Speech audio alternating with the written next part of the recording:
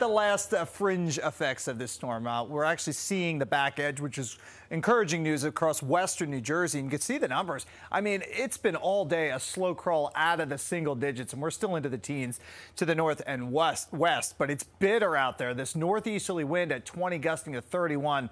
That's producing wind chill values that are 4 to 8 right now in the city. Feels like 22 down the Jersey Shore. Some cold stuff out there. Visibility right now starting to improve, but it's still taking a hit north and west where there is some snow coming down, but it's very light snow, very fluffy snow as you get into the mid-Hudson Valley. So there's the back edge, northwest New Jersey. We're starting to switch back over, by the way, in central New Jersey to some light snow. We'll watch eastern Suffolk County maybe get a little bit of a back edge effect as the coastal starts to develop. And then you go north and west into Orange County, still snowing. Putnam, you're still snowing, and hopefully we'll get that out of here in the next 90 minutes. So there's the fringe of the coastal storm that's starting to develop. That's going to create a lot of snow into Boston, down East Maine, a completely different component to the storm we dealt with today. And then we're watching this big Arctic front that's blowing through south of Hudson Bay.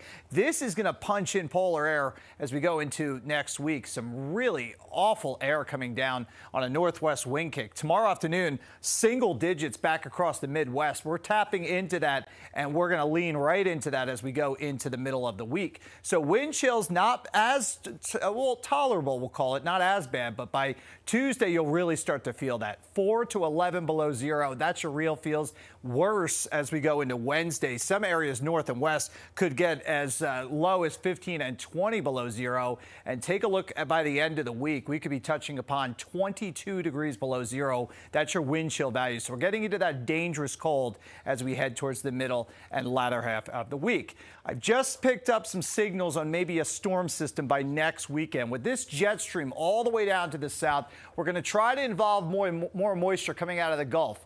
If we can time this right, there is going to be a low just off of Hatteras. Does this hook up the coast and give us more snow next weekend? Some modeling is suggesting that's very feasible, but then also some modeling suggesting it goes out to sea. Nonetheless, it's a storm signal. It's not like there's no storm there, but we'll be watching that pretty closely as we go into next week. So it's all about the cold and the deep freeze the next couple of days. The warmest day is tomorrow, 29 degrees, and then we're going to hang right around 20 Tuesday, Wednesday, and Thursday.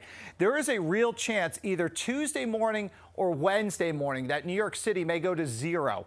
Last time we did that was 2016, so it's been a decade since we've gotten that low, and prior to that it was the 90s, the middle 90s, that we hit zero. So it is a trickier situation to go to zero in New York, and that's very possible the next couple of mornings. We're going to go back down to 18 as we head towards Friday, and then as mentioned, Saturday, Sunday, we may have to watch maybe a coastal storm developing once again. Nonetheless, though, next 7 days, quiet but very, very cold. Talk